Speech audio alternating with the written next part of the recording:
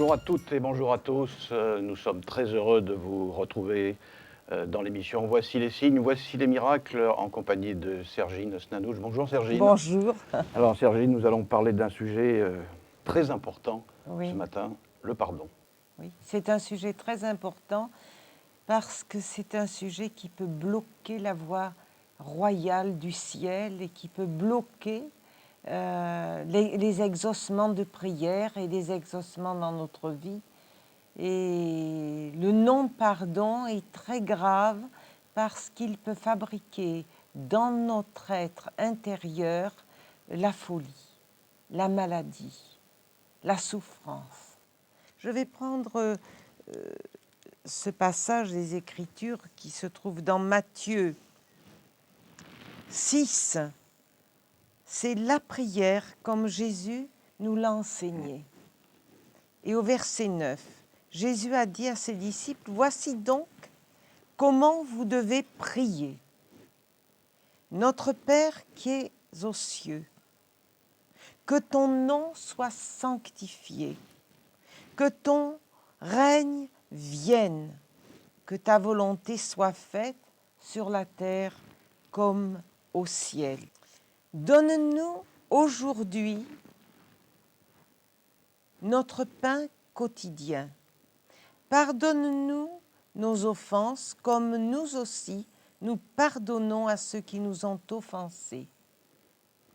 Ne nous induis pas en tentation, mais délivre-nous du malin, car c'est à toi qu'appartiennent dans tous les siècles le règne, la puissance, la gloire. Amen. Si, verset 14, vous pardonnez aux hommes leurs offenses, votre Père céleste vous pardonnera aussi. Mais si vous ne pardonnez pas aux hommes, votre Père ne vous pardonnera pas non plus vos offenses. Et tu vois, en lisant ce passage, il me vient à la pensée, je suis d'origine arménienne. Le génocide, c'est une réalité. C'est une vérité. Parce que j'ai connu des anciens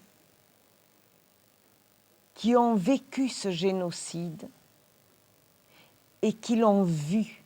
Et qui ont vu,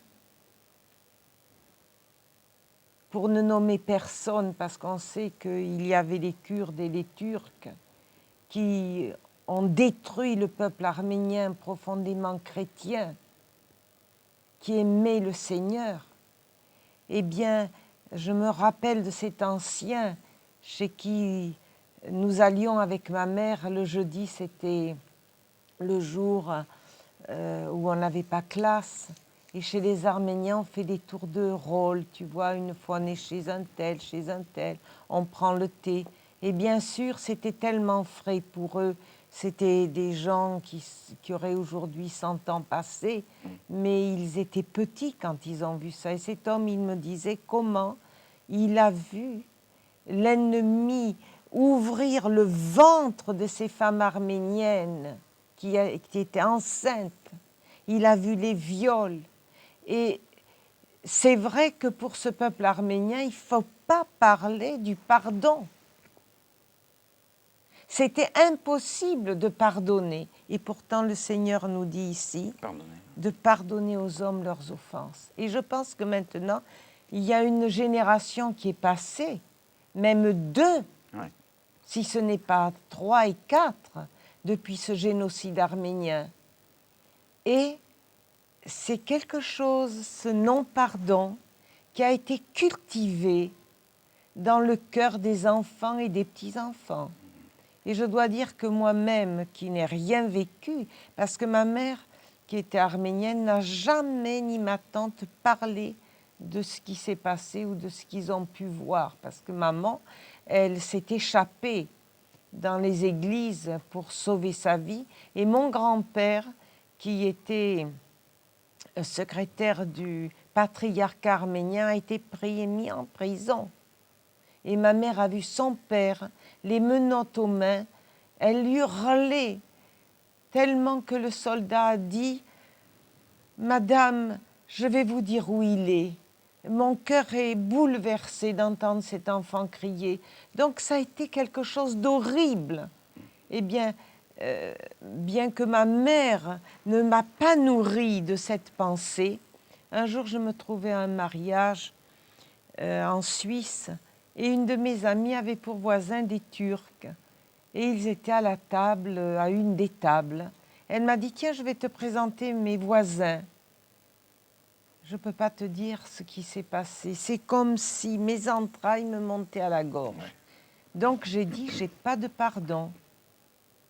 Et nous devons pardonner aux hommes. Ouais. C'est pas évident. Par contre, j'ai un ami arménien qui est un évangéliste et il parle du Seigneur à la radio, à la télévision. Il est allé même en prison dernièrement parce qu'il témoigne dans les prisons. Il témoigne bien sûr aux Turcs. Il n'a aucune animosité, rien. Parce que ce sont des âmes.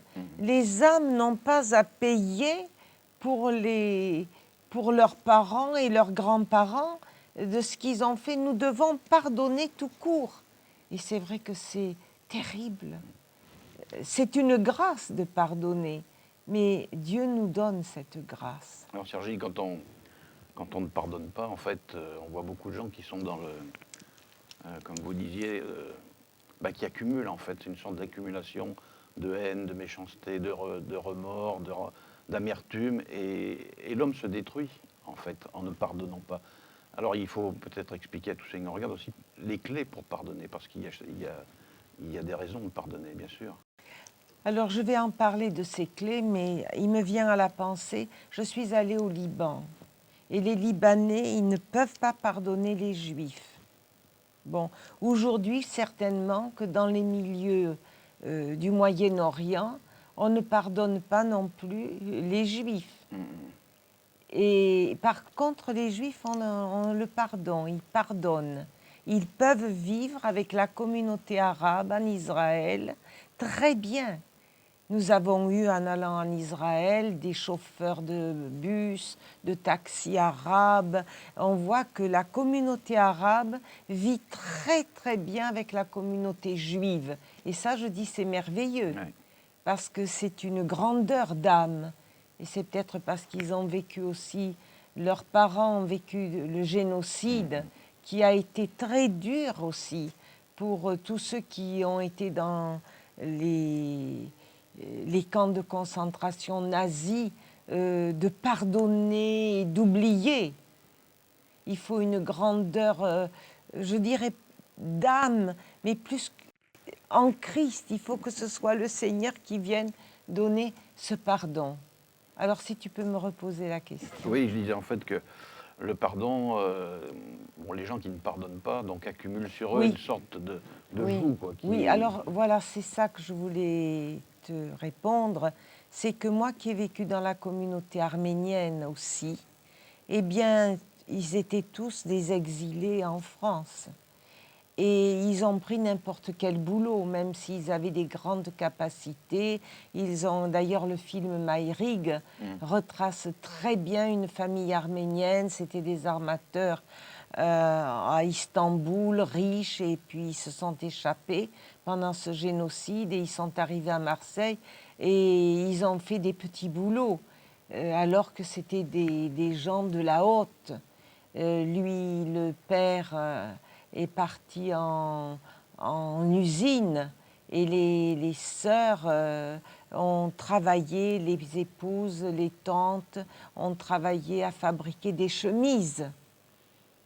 Mais ils ont gardé cet esprit de survie et ils ont voulu que leur fils devienne quelqu'un, donc Henri Verneuil, qui est devenu Henri Verneuil.